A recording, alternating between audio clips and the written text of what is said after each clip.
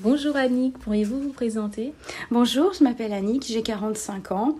Je suis responsable adjointe du pôle hébergement logement à la direction départementale de l'emploi, du travail et des solidarités. Je suis fonctionnaire depuis un peu plus de 20 ans maintenant. Je suis passée par toutes les catégories. J'ai un parcours interministériel et voilà, aujourd'hui je suis à la DETS. Quelles sont les missions que vous exercez? Je travaille sur le pilotage des politiques publiques en lien avec l'hébergement et l'accès au logement social, avec toute la partie mise en œuvre de la stratégie, opérationnalité des politiques publiques à l'échelle du département. À qui pensez-vous lorsque l'on vous dit droits des femmes? Je pense à deux femmes formidables. D'abord, ma maman, parce qu'elle m'a inculqué très tôt que pour réussir, il faut travailler dur.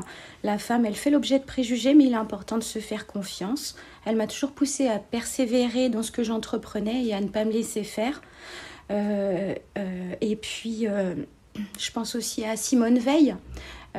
Parce qu'on le voit aujourd'hui avec l'inscription de l'IVG dans la Constitution, tout le travail qu'elle a mené à l'époque de cette loi pour donner une autre place à la femme. Et puis son parcours, c'est la première femme qui, elle est entrée à la magistrature, elle a travaillé sur les conditions de détention des femmes en Algérie. Enfin, elle a vraiment une histoire, en tout cas, elle a passé sa vie à témoigner de son histoire pour qu'on n'oublie jamais. Et j'admire beaucoup cette femme. Quel conseil donneriez-vous pour faire évoluer la place de la femme dans la société? Les femmes doivent continuer d'oser, de ne pas se censurer pour faire ce qu'elles souhaitent. Il y a encore beaucoup de préjugés, mais finalement, on a des compétences égales, et y compris sur l'éducation des enfants. On voit avec les 1000 premiers jours de l'enfant, toutes les études qui ont été menées sur le rôle de l'homme et de la femme dans la cellule familiale. Et c'est vrai que l'émergence de la notion de charge mentale, elle a été assez révélatrice de ce qu'il est attendu d'une femme à notre époque.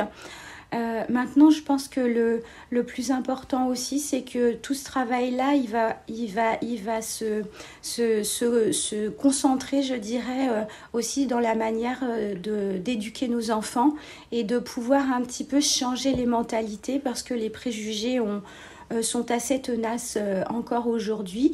Et voilà, l'éducation des enfants qui seront les adultes de demain, en tout cas, permettront d'avoir un marqueur réel sur l'évolution de la place de la femme dans notre société. Merci beaucoup, Annie. Merci à vous.